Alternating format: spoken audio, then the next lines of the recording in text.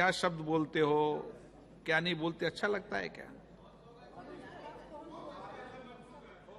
Party का शुक्रगुजार हूं कि उन्होंने मुझे अविश्वास प्रस्ताव पर जो है पहले वक्ता के तौर पर बोलने के लिए खड़ा किया। मैं ये सोच रहा था कि राहुल जी बोलेंगे, क्योंकि मीडिया में तरह तरह की खबरें आ रही थी, लेकिन लगता है कि शायद राहुल जी आज तैयार नहीं थे, देर से उठे होंगे तो नहीं बोल पाए। कोई बात नहीं है, गौरव गोगोई जी ने बोला, बहुत अच्छा बोला।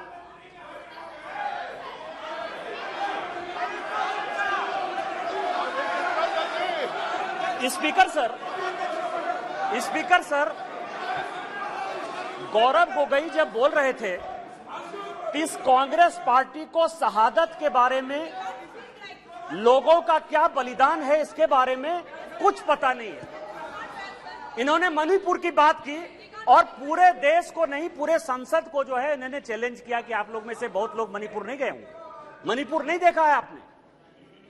मैं मणिपुर के इतिहास का भुक्तभोगी हूं। मेरे मामा एनके तिवारी 73 में अपनी पैर जो है वो गंवा चुके मणिपुर में, और 1989-90 में मणिपुर में उनके ऊपर अटैक हुआ। सीआरपीएफ के वो डीआईजी हुआ करते थे, और जो जगमोहन जी ने अपनी किताब लिखी है माई फ्रोजन टर्बुलेंस इन कश्मीर, उसमें उन्होंने 10 बार जिक्र किया है कि यदि एनके तिवारी जैसे अफसर नहीं होते तो शायद कश्मीर नहीं बचा पाते। और वही एनके तिवारी जब मणिपुर में आईजी बनकर गए तो आपकी सरकार ने उसी ओपीएम लॉबी के तहत उनको गिरफ्तार कर लिया और कोर्ट ने कहा कि ये आप कर सकते हैं। आप राष्ट्रवाद की बात करते हो, आप मणिपुर की बात करते हो। आपने अभी कहा कि असम में समझौता हुआ, आप तो असम के हैं, सांसद हैं। क्या 83 के चुनाव में कितने % लोगों ने असम में वोट दिया था? कितने लोग मारे गए थे? और जब आपने all India Assam students union के साथ समझौता किया तो उस समझौते का एक पार्ट था कि ये सरकार जो है हटाई जाएगी, आपकी सरकार खत्म की जाएगी। क्या वो समझौते का पार्ट नहीं था? मैं तो माननीय गृह मंत्री जी को कहूंगा कि वो समझौते का जो पूरा प्रारूप है इस सदन के अंदर जब अपना जवाब दें तो शायद वो जवाब देंगे। मिजोरम में आपने 7% वोट के आधार पर, केवल 7% वोट के आधार पर, केवल 7%, पूरे देश को जानने के लिए है, लालथन हावला की सरकार बना दी थी। और इसीलिए जब लाल डेंगा के साथ सरकार बनाई आपने, जब उनके साथ समझौता किया तो 7% के साथ आप उसको डेमोक्रेसी चलाने देते। इतिहास में जाइए, इतिहास में झांकिए, अलग अलग तरह की बातें करते हैं। कल राहुल जी आए, ऐसा हंगामा हुआ, पूरी दुनिया आ गई। राहुल जी गए कब थे? हम लोग भी यहां सारे सांसद बैठे हैं और उनको जानकारी होनी चाहिए कि हम जो है बजट सेशन में यहां आए थे, मार्च अप्रैल में यहां आए थे ना। राहुल जी थे बजट सेशन में कि नहीं थे ना? इसके बाद हम लोग मानसून सेशन में आए, राहुल जी हैं कि नहीं मानसून सेशन में? राहुल जी गए कहां थे, कहां गए थे, किस तरह की चर्चा है? और दूसरी बात यह है कि जिस सुप्रीम कोर्ट के जजमेंट के आधार पर आए हैं उसने अभी जजमेंट नहीं दिया है, अभी स्टे ऑर्डर दिया है। और तो भी उन्होंने कहा है, लोग कहते हैं प्रधानमंत्री मौन है, प्रधानमंत्री माफी नहीं मांगते, प्रधानमंत्री चीजें नहीं बोलते। मैं ये कह रहा हूं कि ये क्या नहीं कर रहे हैं, अभी भी कह रहे हैं, 2 चीजें कह रहे हैं। मैं माफी नहीं मांगूंगा। क्यों माफी मांगे भाई? मोदी तो बहुत छोटा जात है, नीच जात है, ओबीसी है, ओबीसी से क्यों माफी मांगेंगे, बड़े आदमी है। और दूसरी बात यह है कि सावरकर नहीं हूं मैं, सावरकर नहीं हूं मैं, आप सावरकर हो भी नहीं सकते, कभी जिंदगी में नहीं हो सकते। 28 साल उस आदमी ने जेल में गुजारा है, आप अपनी तुलना सावरकर से करते हैं, कभी सावरकर नहीं हो सकते। ये जो सवाल है सर, ये INDIA की बात करते हैं। मुझे तो, मैं सोनिया जी का बहुत सम्मान करता हूं, और ये जो INDIA बना है सर, ये INDIA, यहां जितने लोग सांसद बैठे हैं ना, उनको रैंडम यदि आप पूछ लीजिए अपोजिशन वाले से कि INDIA का क्या फुल फॉर्म है, शायद कुछ ही लोग होंगे जो बता पाएंगे। और ये इंडिया बात कर रहे हैं सर। मैं तो इस मणिपुर का जो है शुक्रगुजार हूं, मणिपुर का शुक्रगुजार हूं, जिसको अभी आपने डांटा सर, दानिश अली को, जिसको आपने डांटा, भारत माता की जय कहने पर भी उसको लगता है कि ये बीजेपी का नारा है। लेकिन मैं मणिपुर का शुक्रगुजार हूं कि जितना इंडिया इंडिया जो है आजादी के बाद से कांग्रेस ने नहीं किया होगा, 1947 के बाद से उतनी बार इंडिया इंडिया का यहां नारा लगा। मैं आपका शुक्रगुजार हूं।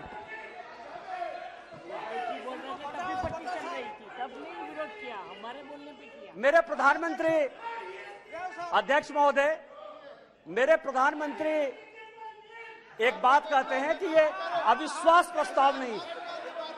प्रधानमंत्री जी कहते हैं कि ये अविश्वास प्रस्ताव नहीं है, ये अपोजिशन में विश्वास प्रस्ताव है कि कौन अपोजिशन में कौन किसके साथ है।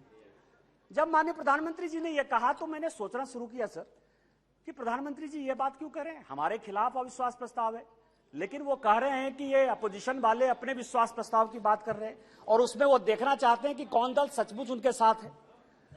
तो मैं तह पर गया सर कि अविश्वास प्रस्ताव पर कौन कौन पार्टी हमारे खिलाफ है। सबसे बड़ी पार्टी डीएमके है, बड़ा सम्मान करता हूं मैं, करुणानिधि जी का बड़ा योगदान रहा है इस देश को बनाने में। अब आप समझे सर कि 1976 में भ्रष्टाचार के आरोप के ऊपर इस कांग्रेस ने करुणानिधि जी की सरकार को बर्खास्त कर दिया और 80 में जब इंदिरा जी की सरकार बनी तो यही डीएमके उनके साथ हो गई। आप करें तो रासलीला, हम करें तो करेक्टर डीला।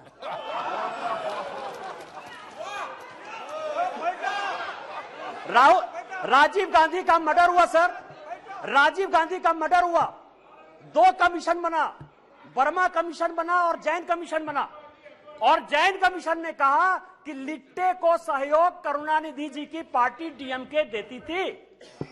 क्या जैन कमीशन गलत था? क्योंकि उस कमीशन को आपने उसके बाद भी आपके साथ है। मैं तो बहुत सम्मान करता हूं। आप ये बताएं कि आप भ्रष्टाचार की बात करते हो, आप ईडी सीबीआई इनकम टैक्स की बात करते हो, इसी सदन के बड़े इंपॉर्टेंट सदस्य हैं, मैं सम्मान करता हूं, मेरे दोस्त हैं, राजा साहब, कनी जी बैठी हुई हैं, दयानिधि मारन जिनका विभाग बदल गया। हमने आपके ऊपर 2G का केस लगाया, हमने बंद किया। उस गरीब महिला को सर, बेचारी महिला को इन लोगों ने जेल में डाला। आप हमारे खिलाफ हो। हमने क्या किया? हमने क्या किया?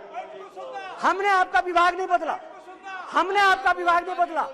आप अपोजिशन का लेके आए हो, आप अपने पोजीशन पार्टी की बात कर रहे हो। दूसरी पार्टी है टीएमसी, दूसरी बड़ी पार्टी है जो प्रधानमंत्री जी ने कहा, उसी को मैं एक्सप्लेन कर रहा हूं सर कि प्रधानमंत्री जी ने, क्योंकि वो हरि अनंत हरि कथा अनंता वाली बात करते हैं, एक शॉर्ट लाइन में बात करते हैं।